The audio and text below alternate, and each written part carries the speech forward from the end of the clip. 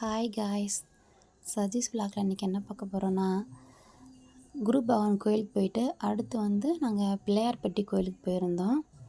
போகும்போது வெளியில் இந்த கடையில் ஃபுல்லாக அழகாக கூடையெல்லாம் அழகழகாக குட்டி குட்டியாக வச்சுருந்தாங்க, ரெடி பண்ணி பார்க்கவே நல்லா அழகாக இருந்துச்சு. அதனால தான் அது வீடியோ எடுத்தேன்.